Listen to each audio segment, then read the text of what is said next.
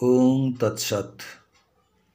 আজ ৩রা অগ্রহায়ণ মঙ্গলবার ১৪৩১ বঙ্গাব্দ, ইংরেজির ১৯শে নভেম্বর ২০২৪।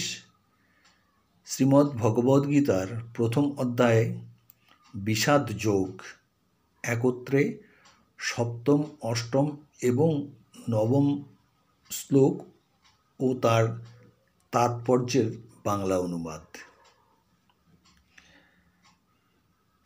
সপ্তম শ্লোক।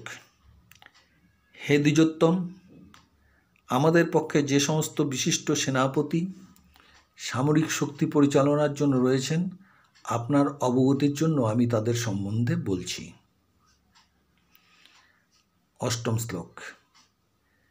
সেখানে রয়েছেন আপনার মতোই ব্যক্তিত্বশালী ভীষ্ম, কর্ণ, কৃপা, অশ্বত্থামা, বিকর্ণ, সোমদত্তের পুত্র ভূরিশ্রবা, যারা সর্বদা সংগ্রামে বিজয়ী হয়ে থাকেন। সপ্তম এবং অষ্টম শ্লোকের তাৎপর্য। পাণ্ডব পক্ষের রথী মহারথীদের বর্ণনা করার পর দুর্যোধন তাঁর সপক্ষে যে সমস্ত বীরেরা যোগদান করেছেন তাদের বর্ণনা করেছেন। বিকর্ণ হচ্ছেন দুর্যোধনের ভাই, অশ্বত্থামা হচ্ছেন দ্রোণাচার্যের পুত্র এবং সৌমদত্তি বা ভূরিশ্রবা হচ্ছেন বাহুল্যিকের রাজার ছেলে। কর্ণ ছিলেন অর্জুনের বৈপিত্রীয় ভ্রাতা, কেননা রাজা পাণ্ডুর সঙ্গে বিবাহ হবার আগে কুন্তিদেবীর কোলে তার জন্ম হয়। কৃপাচার্যের যমজ ভগ্নীদ্বয়ের সাথে দ্রোণাচার্যের বিবাহ হয়। শ্লোক নবম।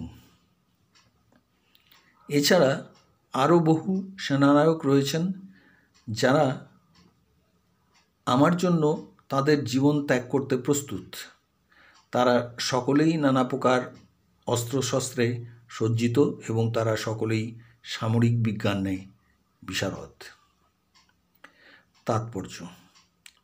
অন্য আর যে সমস্ত বীরেরা দুর্যোধনের পক্ষে ছিলেন, যেমন জয়দ্রুত, কৃতবর্মা, শল্য আদি, এরা সকলেই দুর্যোধনের জন্য প্রাণ পর্যন্ত দিতে প্রস্তুত ছিলেন।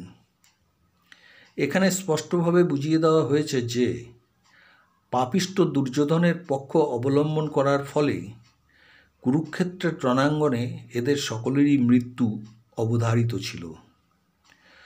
দুর্যোধনের কিন্তু দৃঢ় বিশ্বাস ছিল যে এই সমস্ত বীর পুঙ্গবেরা স্বপক্ষে থাকায় তার জয় অনিবার্য। ভগবদ্গীতার প্রথম অধ্যায়ের সপ্তম, অষ্টম, নবম শ্লোক এবং তাৎপর্য পাঠ সমাপ্ত হলো।